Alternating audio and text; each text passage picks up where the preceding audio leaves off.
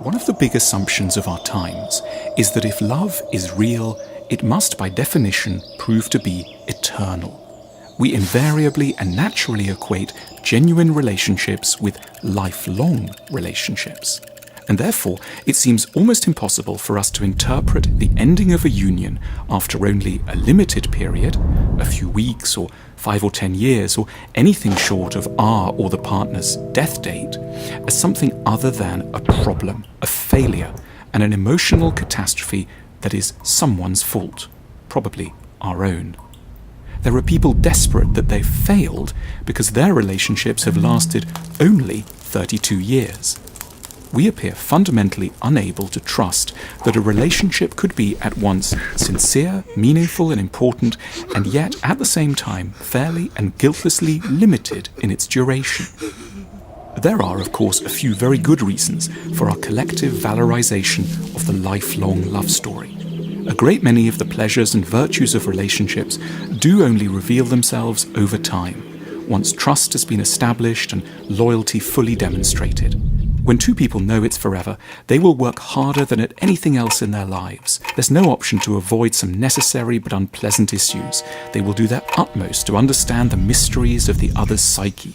They will show reserves of tenderness and vulnerability they wouldn't ever otherwise have accessed. They will learn to apologize and reach a modesty about their own shortcomings.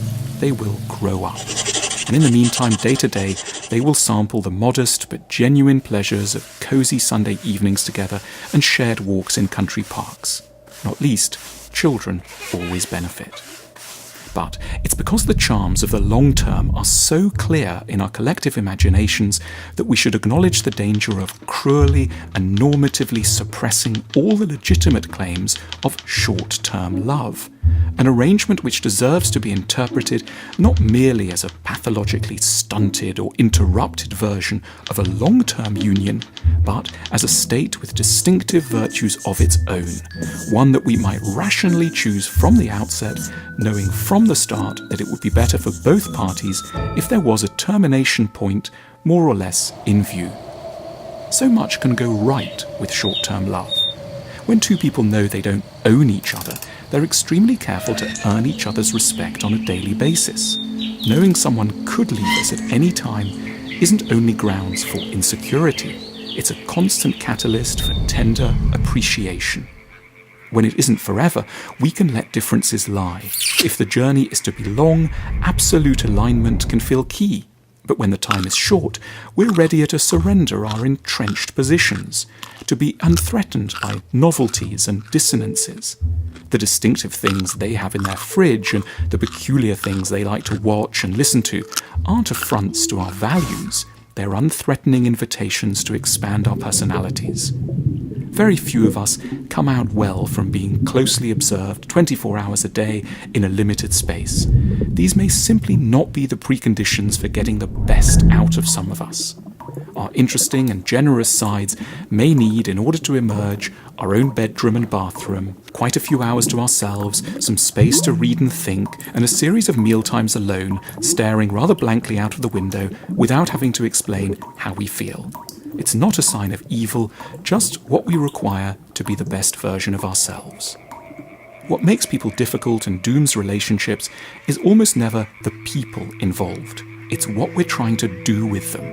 Inviting someone to marry you is really not a very kind thing to do to someone you love, because it's going to drag the beloved into a range of really rather unpleasant and challenging things. Doing the accounts with you, meeting your family regularly, seeing you exhausted and bleary-eyed after work, keeping the living room tidy, bringing up a child. To really love someone, that is, to wish the best for someone, might more fairly mean foregrounding your best qualities for a few ecstatic months, and then mutually and tenderly parting at the check-in desk. Long-term relationships reward some qualities, especially the administrative ones, but they obscure others. For example, those related to skills at having interesting, speculative conversations about ethics or the meaning of life late into the night.